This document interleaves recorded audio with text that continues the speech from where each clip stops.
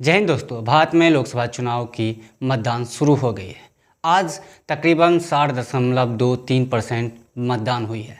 21 राज्यों में बताया जा रहा है, रिपोर्ट्स के अनुसार 21 राज्यों में 102 सीटों पर चुनाव लड़ी गई, यानी 547 सीटें जो है लोकसभा के चुनाव में है। और वहां पर 102 सीटों की जो मुकाबला थी वो आज संपन्न हो गई।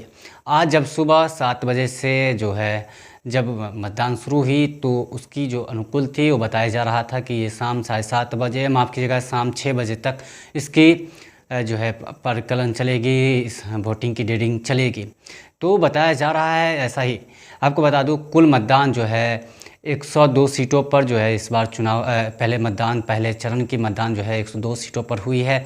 और वहीं बात की जाए तो दूसरी ओर जो है 60.23% के आसपास में जो है तकरीबन वोटिंग हुई है रिपोर्ट्स के अनुसार। वहीं बात की जाए तो कुछ ऐसे हिस्से हैं जहां पर आज जब राजनीति की जब वोटिंग शुरू हुई तो वहां पर दूसरे चरण में जो मतदान होगी वहां पर उसी दिन भी होगी। ऐसे 2 जगह है जहां पर मतदान होगी।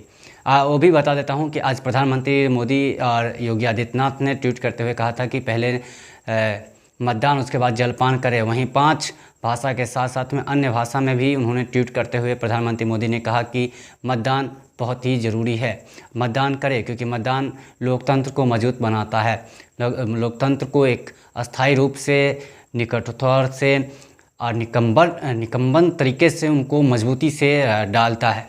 तो यही बात रहा कि प्रधानमंत्री मोदी जो है ट्वीट करते हुए उन्होंने कहा। और बात की जाए दूसरी ओर तो 2 ऐसे जगह है जहां पर 26 अप्रैल को भी मतदान होगी, यानी मणिपुर के आउटर इंडर इलाके में आज जब घुसपैठियाँ हुई तो वहां पे बमबारी ब्लास्ट भी हुए। इसका जो है परिकलन दिखाया गया।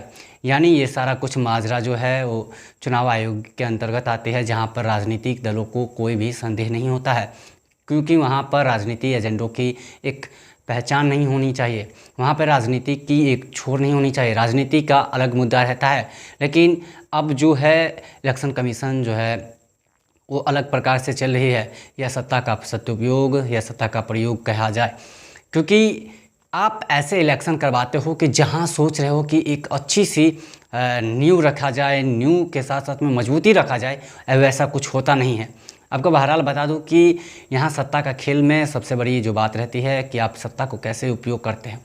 यानी मणिपुर में 2 ऐसे क्षेत्र हैं जहाँ पर 26 अप्रैल को जब दूसरे चरण का मतदान होगी, वहाँ पर 2 चरणों में, तो वहाँ पर 26 अप्रैल को भी मतदान होगी। क्योंकि वहाँ पर जब बमबारी हुई थी तो एक जो वहाँ के जवान थे, जो CRPF के जवान गए थे मतदान करवाने, उनको घायल हो गए हैं, गोली लगी है, बताया जा रहा है रिपोर्ट्स के अनुसार। उनके हालात नाजुक है। ऐसा ही कुछ है कि 543 सीटों पर जब पूरी तरह से मतदान संपन्न हो जाएगी तो 26 मई को इसका नतीजा जब आएगी तो आपके सामने पूरी तरह से समक्ष रखा जाएगा कि कहां से कौन सी सीटें प्रत्याशी कहां से कहां आने वाले हैं। यही बात रहती है कि आप कैसे उसको देखते हैं।